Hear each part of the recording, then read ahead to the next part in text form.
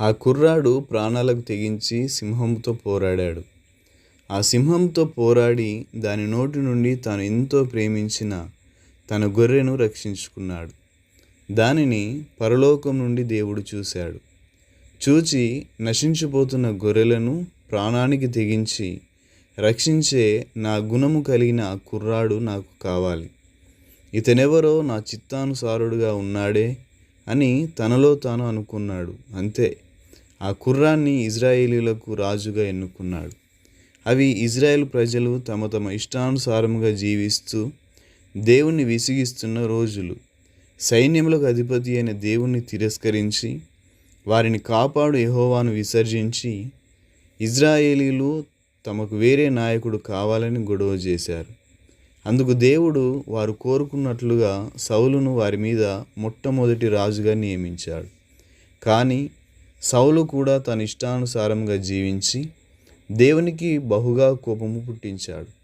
తన ప్రజల బ్రతుకులను పణంగా పెట్టి తన మూర్ఖత్వంలో పరిపాలిస్తున్న సౌలును ఒక ప్రక్కను, మరొక వైపు తన ప్రాణమును పణంగా పెట్టి తన గొర్రెలను రక్షించుకున్న దావీదుని చూచినప్పుడు దేవుడు తన మనస్సులో నా చిత్తానుసారమైన మనస్సు గల వానిని కనుగొని సమూయేలును పిలిచి సమూయేలుతో నేను సౌలును రాజుగా విసర్జించి నా చిత్తానుసారుడైన ఒకరిని రాజుగా నియమింపబోచున్నాను. కాబట్టి నువ్వు బెత్లెహేము వెళ్ళి యెషయి కుమారులలో ఒకరిని రాజుగా అభిషేకించుమని పంపాడు. సమూయేలు వెంటనే బెత్లెహేము బయలుదేరి యెహోవా సెలవిచ్చినట్లుగా యెషయి ఇంటికి వెళ్ళాడు. యెషయితో, నీ కుమారులలో ఒకరిని దేవుడు రాజుగా ఎన్నుకున్నాడు. కాబట్టి నేను రాజుగా అభిషేకించుటకు నీ కుమారులను పిలువమన్నాడు. వారు వచ్చిన తర్వాత ఆ కుమారులను శుద్ధి చేసి బలి అర్పించాడు. ఆ తర్వాత సమూయేలు నొద్దకు యెషయి కుమారులందరూ రాగా వారిలో ఒక్కరిని దేవుడు కోరుకొనలేదని గ్రహించి యెషయితో సమూయేలు ఇట్లన్నాడు, నీ కుమారులందరూ ఇక్కడ ఉన్నారా అని ప్రశ్నించాడు. అందుకు తండ్రి, ఒక్కడు లేడు, వాడు కడసారివాడు, అంతేకాదు గొర్రెలను కాచుకునేవాడు. గమనించండి, దావీదు చిన్నోడు, కడసారివాడు, వాడు కేవలం ఒక గొర్రెల కాపరి. వాడిని దేవుడు ఎందుకు ఎన్నుకుంటాడులే అని తండ్రి తలంచి అభిషేకించబడుటకు పిలిచి ఉండకపోవచ్చు. మనుషులు పైరూపమును చూతురు గాని దేవుడు హృదయాంతరంగములను లక్ష్యపెట్టువాడు. కనుక కన్న తండ్రి తన కొడుకులో ఓ మామూలు గొర్రెల కాపరిని చూస్తే పరలోకపు తండ్రి ఆ గొర్రెల కాపరిలో రాజును చూశాడు. ప్రియ దేవుని బిడ్డలారా, నీలో మనుషులు పేదరికాన్ని, అమాయకత్వాన్ని, చేతగానితనాన్ని, బలహీనతల్ని, అవిటితనాన్ని చూడవచ్చునేమో కానీ దేవుడు నిన్ను ఓ గొప్ప పనిముట్టుగానో, ఓ గొప్ప సువార్థికుడిగానో, ఓ గొప్ప సేవకుడిగానో, ఓ గొప్ప బోధకుడిగానో చూస్తున్నాడేమో.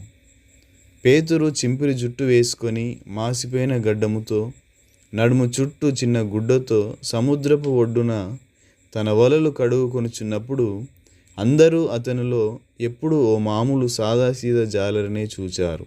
కానీ ఓ రోజు లోకరక్షకుడైన యేసు అలా వలలు కడుగుతున్న పేతురును చూచినప్పుడు అతనిలో ఓ అపోస్తులుణ్ణి, తన శిష్యులలో ప్రథముణ్ణి, ఓ గొప్ప సువార్థికుణ్ణి మరియు హతసాక్షిని చూచి, నన్ను వెంబడించు, నిన్ను మనుషులను పట్టు జాలరిని చేస్తాను అన్నాడు. నిన్ను మనుషులు ఎంత కించపరిచినా, తక్కువగా చూసినా, తక్కువ అంచనా వేసినా, నీ జీవితం దేవుని చిత్తానుసారముగా ఉంటే ఆయన నిన్ను ఓ గొప్ప వ్యక్తిగాను, తన సొత్తుగాను, పనిముట్టుగాను చూస్తున్నాడని మర్చిపోవద్దు. కాబట్టి నీ చేతిలో ఈరోజు ఏ పని ఉన్నప్పటికీ, అది ఎంత చిన్నదైనప్పటికీ, మనుషులు గుర్తించేదిగా లేనప్పటికీ, తగిన సమయంలో నిన్ను హెచ్చించుటకు దేవుడు చూస్తున్నాడని గ్రహించి నువ్వు ఏమి చేసినను ఆయన మహిమార్థమై చేయి. యథార్థవంతులను బలపరచుటకు యెహోవా కనుదృష్టి లోకమందంతటా సంచరించుచున్నప్పుడు ఆయన కళ్ళల్లో నీవు చేయుచున్న పరిచర్యను కనబడనివ్వు. ఇదిగో, నా చిత్తానుసారుడైన మనుష్యుడు అని నిన్ను గూర్చి దేవుడు చెప్పులాగున దినదినము జీవించు. ముందుగతి రానే వచ్చును, నీ ఆశ భంగము కానేరదు. సామెతలు 23:18. Thank you. God bless you.